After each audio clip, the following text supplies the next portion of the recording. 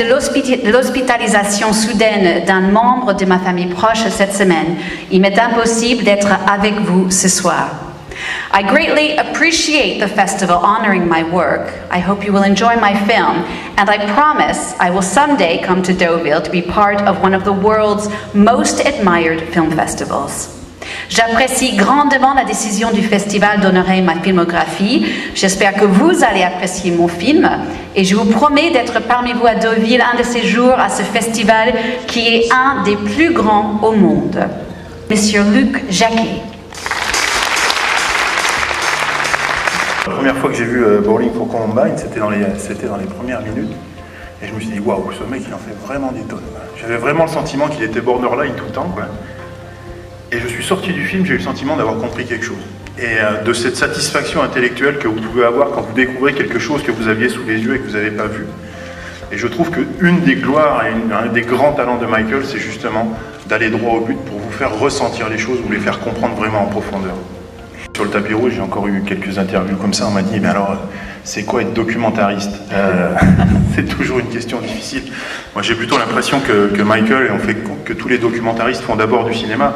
Moi, ce qui me plaît beaucoup dans son cinéma, c'est qu'il a une capacité à détourner les images, il a un sens du montage qui est absolument incroyable, il a un sens de la musique aussi, qui va presque dans les 2e, 3e degrés, la manière qu'il a par exemple de récupérer la 9e de Beethoven comme l'avait fait Kubrick dans Orange Mécanique.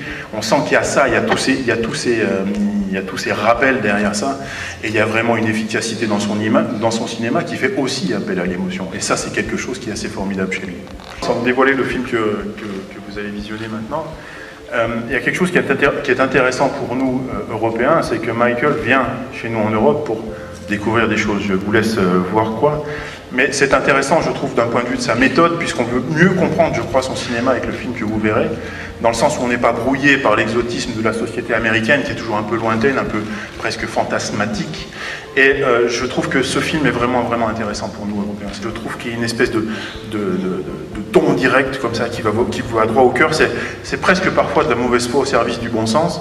Moi, ce qui me plaît vraiment chez lui, c'est quelqu'un qui a une position d'historien en temps réel, c'est-à-dire qu'il a une vision absolument globale de la société dans laquelle on vit, en s'affranchissant complètement du flux de l'actualité, comme ça. Et c'est que je crois pour ça qu'il nous permet de comprendre des choses.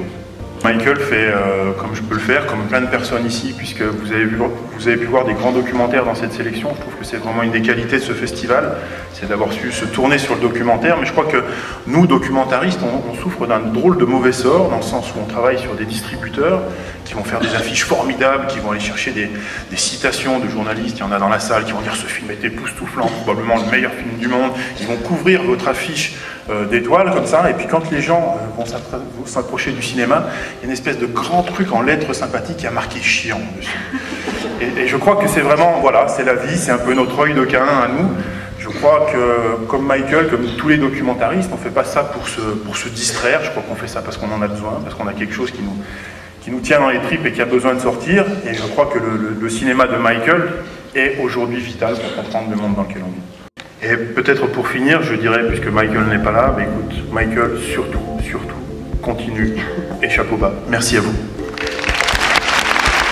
Et maintenant, c'est à vous de découvrir le nouveau film de Michael Moore, Where to Invade Next. Bonne soirée.